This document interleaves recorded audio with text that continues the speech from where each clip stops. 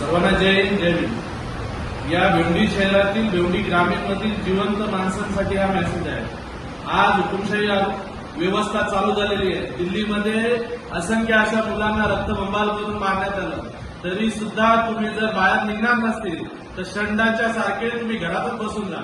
जोपर्यंत तुमच्या घरावरती हल्ला होणार नाही तोपर्यंत तुम्ही बाहेर येणार नाही, अशी काहीतरी परिस्थिती निर्माण झालेली आहे।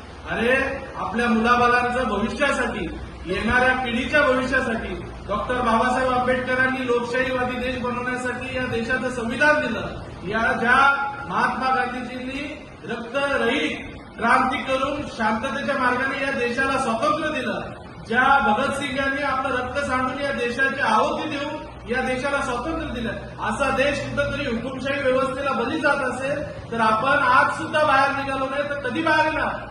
आज आपल्याला मी मेसेज देत आहे की ज्या मुलांवरती आपल्या हल्ला झाला होता, जे विद्यार्थी देशाचं उद्याचं भविष्य, अशा मुलांवरती जर हे भाजप सरकार हल्ला करून त्यांना रक्तबंधित करणार असेल तर आपल्याला याचा विरोध केला पाहिजे। म्हणून आपण 25 तारखेला शनिवारी रात्री 8 वाजता डॉक्टर बाबासाहेब आंबेडकर चौक इथपर्यंत, आनंद दिघे चौक ते डॉक्टर बाबासाहेब आंबेडकर चौक इथपर्यंत आपण कॅन्डल मार्च काढत आहोत। या कॅन्डल मार्च मध्ये जिवंत माणसांनी यायचंय। जे मेलेले आहेत त्यांनी येऊ नका, पण जे जिवंत आहेत, ज्यांना वाटतोय की ही हुकुमशाही व्यवस्था संपली पाहिजे, त्यांनीच या कॅन्डल मार्च मध्ये यायचंय। आणि जे मेलेले आहेत त्यांनी आपलं श्राद्ध घरातच करून घ्या, असं मी जाहीर आवाहन या माध्यमातून करत आहे।